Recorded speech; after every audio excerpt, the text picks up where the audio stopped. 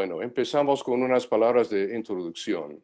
El sitio Machu Picchu llegó a la visión mundial en 1911 gracias a un historiador, explorador, Hiram Bingham, de Yale, Universidad de Yale también, que estaba haciendo investigaciones, bueno, buscando sitios arqueológicos del Imperio Incaico. Y su primer objetivo no fue Machu Picchu, porque no sabía de su existencia, pero él primero empezó buscando una ciudad perdida, otra ciudad perdida, Vilcabamba, que es conocido históricamente como el último refugio de Manco Inca y sus soldados en su rebelión contra los españoles en el siglo XVI. Él no encontró el sitio, solamente en las décadas recientes ya tenemos una idea de dónde está. Se llama Espíritu Pampa. Pero en sus exploraciones, su visita a Perú, Hiram Bingham escuchó de un sitio escondido o perdido afuera de Cusco, en la Valle Sagrada de Urubamba, del río Urubamba. Y esta es una foto que él tomó cuando llegaba al sitio y empezó retirando la vegetación que cubría todas las ruinas y cortando árboles, etc. Bueno, esta escena, aunque no se puede ver mucho de la arquitectura, me hace recordar la situación en el área maya, donde hay centros ceremoniales que estaban cubiertos con vegetación en el siglo XVIII, XIX, y este es un famoso retrato hecho por Catherwood de un sitio que ustedes de Quintana Roo deben conocer bien, que es Chichén Itzá, y este es el castillo. Hoy día, como ustedes saben, es una atracción muy fuerte para el turismo y un sitio impresionante, un ejemplo de a qué nivel llegó los mayas antiguos.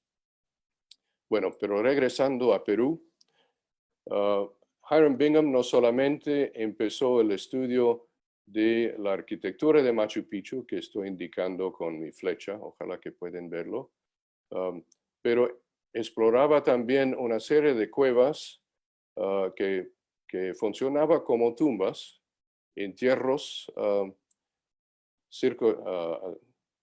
circulando, bueno, afuera de Machu Picchu.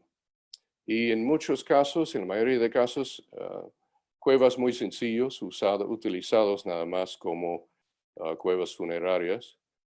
Y Hiram Bingham hizo una recolección, y por eso es muy importante, él hizo recolección de todo el material encontrado en 2 temporadas en el sitio.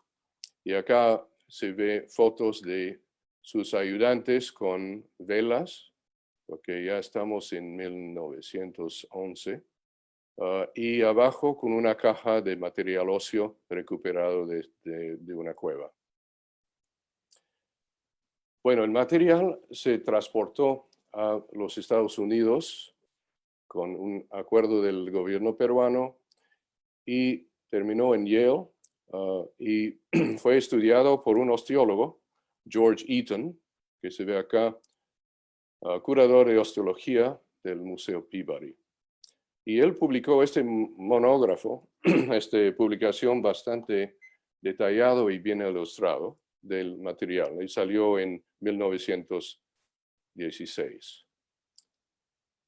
Una cosa interesante que él encontró, en su opinión, la gran mayoría de los esqueletos de Machu Picchu pertenecía al sexo femenino, a mujeres, 4 veces más que en esqueletos masculinos, que no es un perfil demográfico de una población normal en ningún sentido. Y para él la cuestión era cómo explicarlo, cómo explicar esta diferencia de sexo. Consultando con Hiram Bingham, él propuso una hipótesis, un poco imaginativo, pero una hipótesis que Machu Picchu era realmente un convento incaico para los vírgenes del sol. Es como generalmente describieron los españoles, o mujeres elegidas. Y sabemos de los documentos y la etnohistoria que realmente existía este grupo de mujeres que se llamaba aquiaconas o aquias, mujeres seleccionado a joven edad, adulto joven, y que dedicaban al hacer los tejidos más finos para el imperio incaico, también producir chicha, la cerveza ritual que servía a los incas en todas las ceremonias, y también algunos sacrificados en las montañas como Capacocha, es el rito de Capacocha, y finalmente algunos regalados como mujeres, como esposas a personas de honor. Entonces, una idea de Machu Picchu bien distinto, no era Vilcabamba claramente, pero realmente era la descripción por la demografía del sitio. Bueno, tengo que decir que después de Eaton, en casi un siglo, más que un siglo de estudios de antropología física, el campo ha avanzado bastante en sus técnicas para determinar sexo, edad, estatura en vida, patologías, etc. Y tenemos muchas técnicas que no estaban al alcance de Eaton. Y quizás por eso existía siempre dudas sobre sus prognosticaciones, sobre su clasificación de sexo. Y por gran suerte, en 1999 me invitaron a venir a Yale por un semestre, la Universidad de Yale en New Haven, Connecticut, en parte para estudiar la colección de Machu Picchu, para reestudiarlo realmente. Bueno, yo lo hizo y yo tenía también la cuestión de si las determinaciones de sexo de Eaton eran confiables o no. Bueno, mis resultados bastante diferentes. Los de Eaton que hemos visto apenas un momento son en azul claro y mis resultados en azul oscuro. Y yo encontré muchos menos que yo clasifiqué como mujeres y más como masculinos. Y la diferencia entre los dos sexos estadísticamente no significativo. Los números no son exactamente iguales, pero nunca son en la vida. Pero no hay esta preponderancia de femeninos que ha visto Eaton. Bueno, ¿quién tiene razón y por qué? Tengo que explicar un poco posiblemente por qué Eaton tenía problemas. Primero, como dije, no existían las técnicas que tenemos hoy día para determinación de sexo. Y también tengo que decir que Eaton fue un osteólogo, pero de mamíferos no humanos. Entonces, con menos experiencia con huesos humanos. En algunos casos, los esqueletos de Machu Picchu están bien preservados y más o menos completos. Y aquí tengo dos ejemplos de hueso coxal de la pelvis, en que se puede ver el hueso púbico y los antropólogos físicos pueden reconocerlo muy fácilmente como de sexo femenino por su anchura, su ángulo, etc. Dos mujeres. Y Eaton clasificó a estas dos personas como mujeres femeninos. Estamos de acuerdo. Pero su problema, y el problema para nosotros también, en mi caso, es que no todos los esqueletos están completos. Y este es un problema que afrontamos siempre en arqueología. El hueso no siempre está muy bien preservado, a veces es fragmentado, disturbado, etc. Y en Machu Picchu es la situación. Algunos esqueletos más o menos completos, otros que faltan bastante partes, incluso cosas diagnósticas para sexo, y otros casos de huesos varios que sin experiencia, mucha experiencia con poblaciones andinas, que yo tengo, pero Ethan no tenía, se puede confundir mujeres y hombres por el tamaño de sus huesos, etc. Entonces yo creo que un problema que Ethan tenía fue eso. No por su culpa, hizo lo posible. Pero ahora yo estoy convencido, y otros están de acuerdo, que realmente no hay un gran porcentaje de femeninos en contraste a masculinos. Entonces, la hipótesis de vírgenes del sol no ha apoyado bien. Y una cosita más que yo encontré en la examinación de material que hace un poco complicado esta hipótesis de vírgenes es la presencia de infantes y niños, huesos de niños y infantes. Una cosa difícil de imaginar si realmente se trataba de una población de vírgenes. Bueno, Ethan ha reconocido la presencia de huesos de niños y él explicaba en una manera un poco chistoso, diciendo que posiblemente había unas indiscreciones. Somos humanos y posiblemente unos vírgenes escapó una noche, no sé. Pero yo no creo que esta es la explicación. Mejor dicho, se trata de una población mortuario más típico de cualquier población, con mujeres, con hombres, con niños y infantes. Y este tiene sentido ahora que entendemos más de Machu Picchu y otros sitios en la Valle Sagrada de Río Urubamba. Empezando con con las crónicas, documentos en archivos en Cusco y en otras ciudades en Perú, ya conocemos la existencia de una serie de haciendas reales.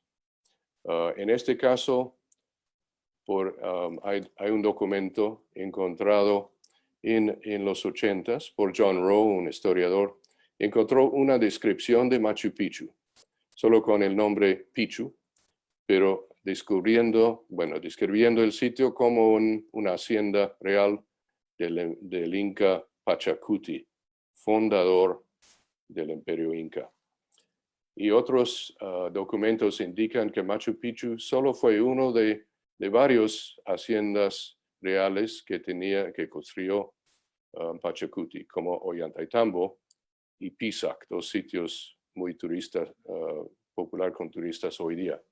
Y hay otros que pertenecían a otros reyes incas. Entonces, si Machu Picchu no es un convento de vírgenes, ¿qué función tenía y quién está enterrado al sitio?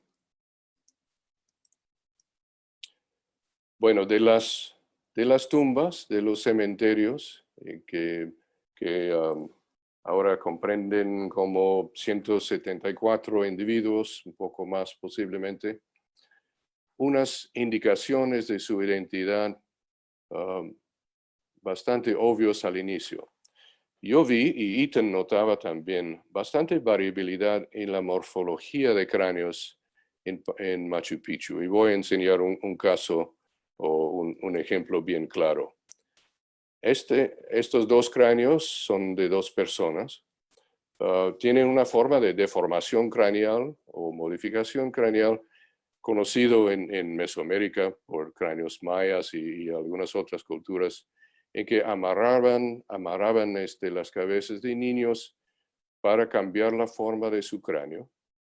Solo se puede hacerlo en infantes y niños, pero queda para toda la vida. Este tipo de deformación que estamos mirando acá, que se llama anular o en la época de Ethan, tipo Aymara, porque era más comúnmente visto en gente Aymara del altiplano de Bolivia.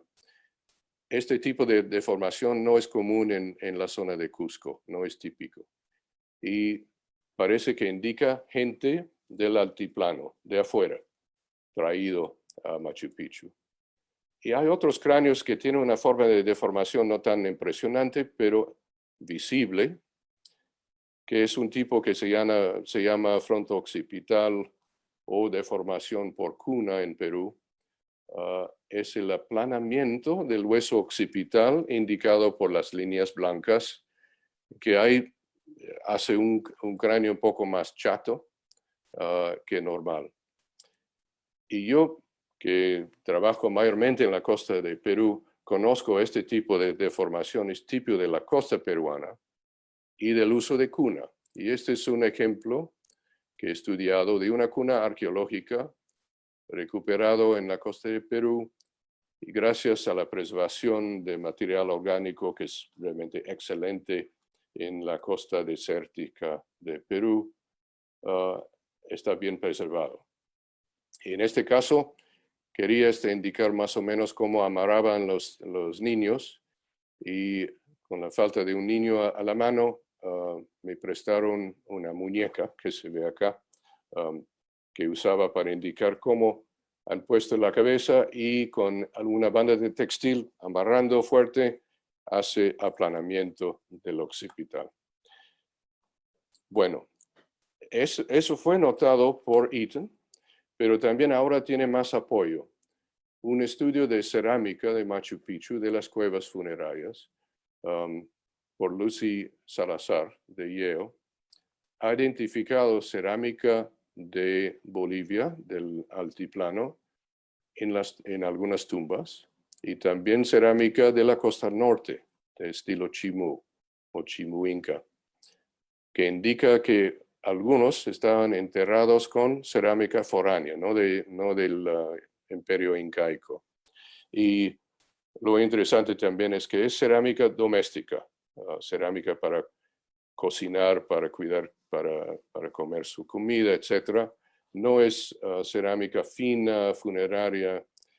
Y apoya la idea que algunos que llegaron a Machu Picchu eran, como en la palabra de quechua, yanaconas, servidores a la hacienda real en este caso.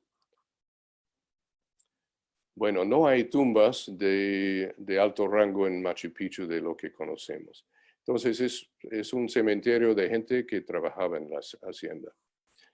¿Qué podemos decir de su vida, sus riesgos, sus enfermedades, sus características físicas? Voy a enseñar solamente algunas cosas que hemos visto. Una cosa que se encuentra frecuentemente en material óseo son fracturas al hueso, traumatismos. Y dos ejemplos acá, uno del brazo superior y uno de la pierna, que son fracturas curadas, soldadas, sobrevivió la persona. Y esos no son típicos de violencia, heridas de violencia, más bien de caídas, accidentes. Y tiene sentido para mí cuando pensamos de Machu Picchu. Es una foto que tomé de las terrazas donde cultivaban maíz y otras plantas en la época incaica, y se ve la verticalidad del terreno, no solamente por su naturaleza, pero también por las construcciones hechas por los incas. Entonces es fácil para mí imaginar personas trabajando en las terrazas y perdiendo su balance y cayendo y fracturando huesos, o solamente caminando por los cerros. Bueno, ¿qué más vimos? Vimos también evidencia de cambios degenerativos, especialmente la columna vertebral. Para los que nosotros, antropólogos físicos, es una observación bastante común asociado con edad de adultez, edad mayor generalmente. Y es producido por daños y deterioración de los discos intervertebrales que hacen una reacción ósea. Pero lo que vi en Machu Picchu es que no hay casos muy fuertes, muy pronunciados, que se esperaba si imaginamos un grupo de soldados o un grupo de obreros haciendo trabajo muy fuerte, cargando cosas pesadas. Sí hay evidencia, pero creo que es relacionado más con la edad de la persona. Pero hay algunas indicaciones de actividades quizás distintas.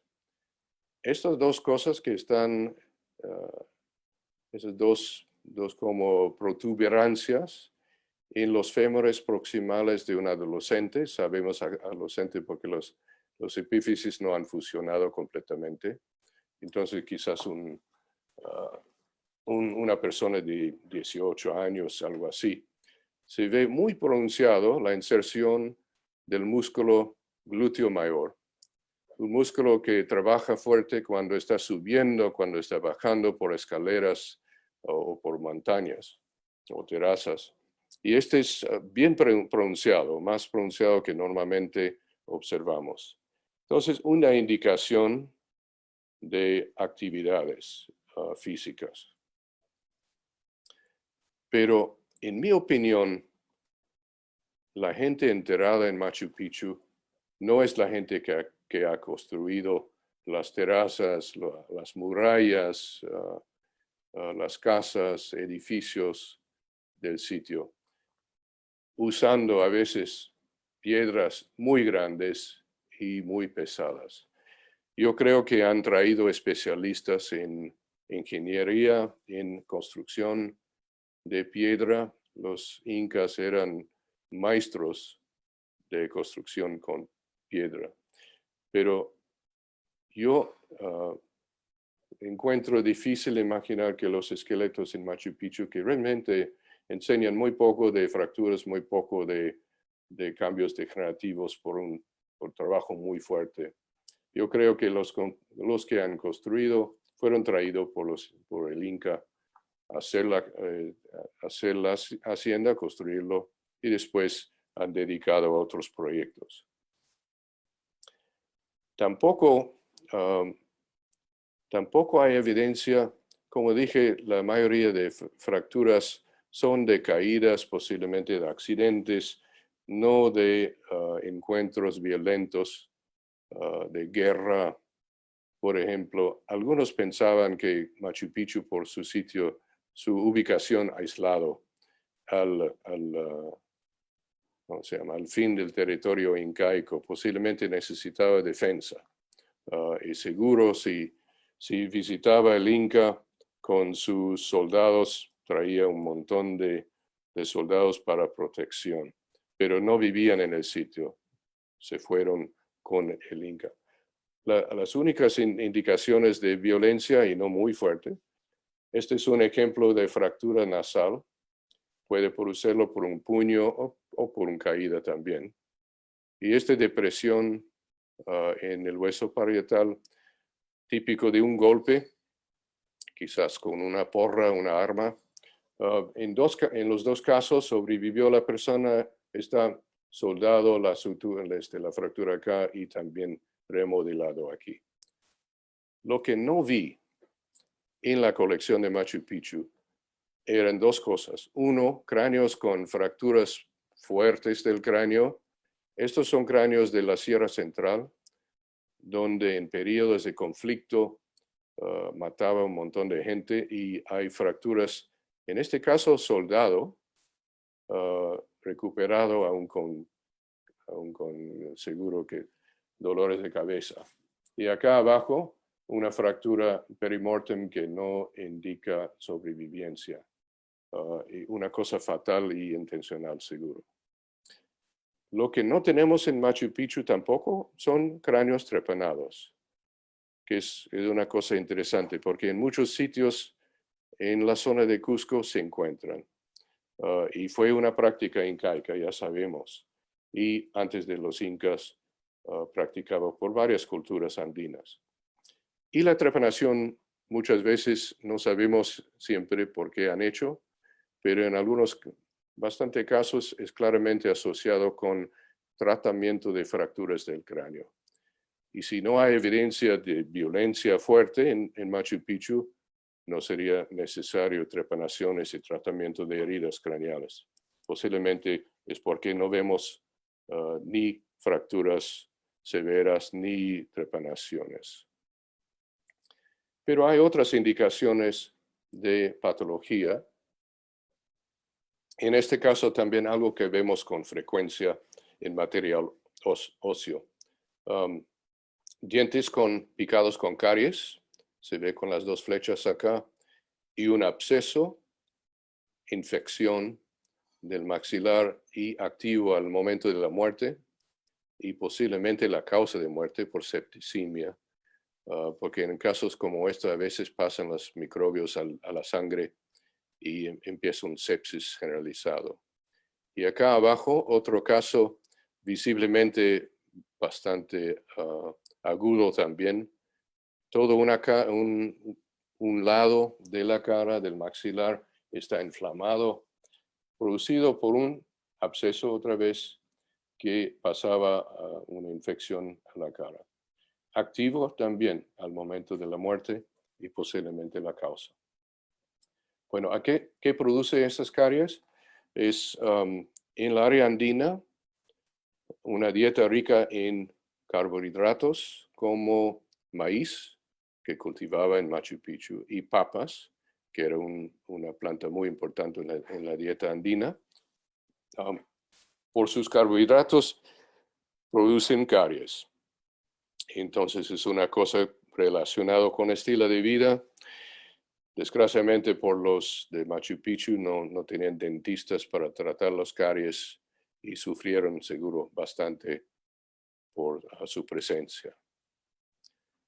Y en algunos individuos de edad avanzado, se ve que en el caso acá, una mujer que ha perdido todos sus dientes en vida y una mandíbula de otra persona que ha perdido la mayoría de sus dientes, algo que se ve en adultos mayores hoy día, pero también en el pasado. Entonces sufrieron bastante problemas dentarios, pero esto no es una sorpresa para nosotros. Finalmente, en enfermedades infecciosas, Eaton notaba lo que él pensaba que eran 2 casos de sífilis, la sífilis, pero no ha visto 2 casos que yo puedo diagnosticar como tuberculosis.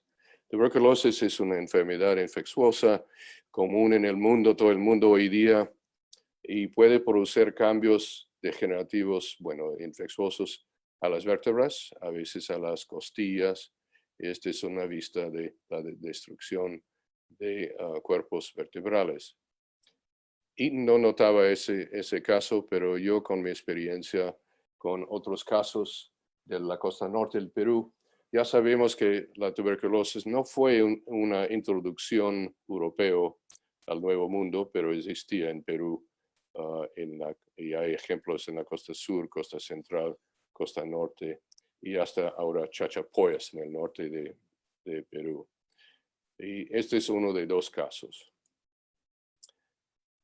Otro caso, este es uno de los casos de sífilis que Eaton identificó, pero yo siempre tenía mis dudas cuando vi las fotos en su publicación por razones que voy a explicar brevemente acá.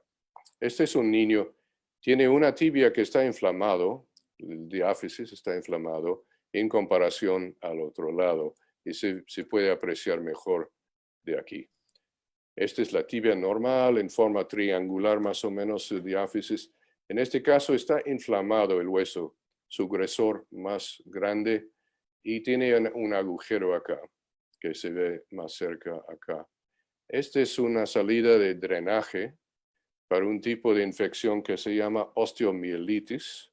Es una infección generalmente distribuida por sangre, posiblemente de otra fuente de infección. Y entre huesos es comúnmente visto en niños, entre el hueso por las arterias y hace un enfoque de infección dentro del hueso que hace expander el hueso y para tener este aspecto. Se encuentra siempre, se encuentra generalmente por un solo lado, ahí se ve acá, no es simétrico. Sífilis al otro lado produce una infección y inflamación mayormente exterior de las tibias, pero ambos tibias, no solamente uno. Entonces, yo no estoy de acuerdo que existía sífilis, la sífilis en Machu Picchu. Bueno, hoy día estoy concentrando en mi área de especialidades, que es osteología humana, paleopatología. Pero quiero terminar con unas observaciones más sobre Machu Picchu. Yo he visitado el sitio 2 veces y Cusco varias otras veces. Y realmente es imposible ver el sitio sin apreciar qué especial es en el sentido de su ambiente. Está en la ceja de selva, una zona bastante más cálida que Cusco, un poco más bajo en altitud.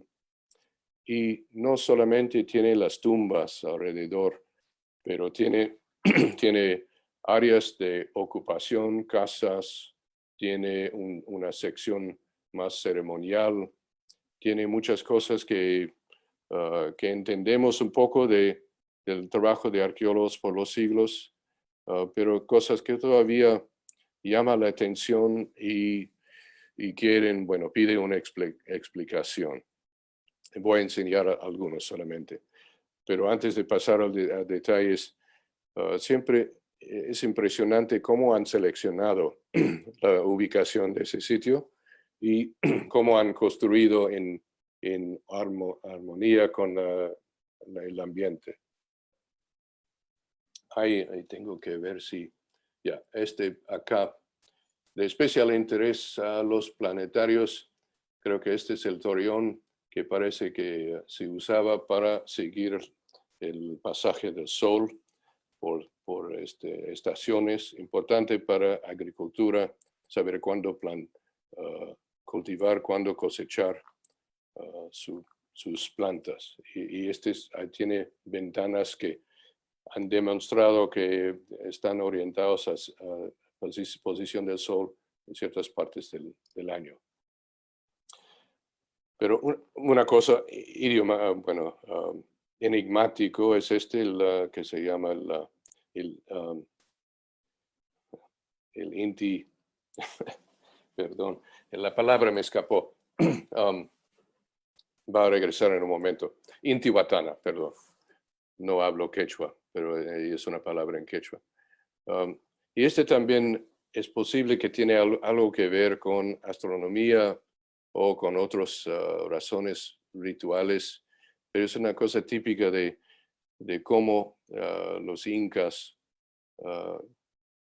manipulaba piedra, granito en este caso, en una manera increíble, sin usar herramientas de hierro o de acero, pero solamente puliendo y chancando con otras piedras que han demostrado en casos experimentales hoy día.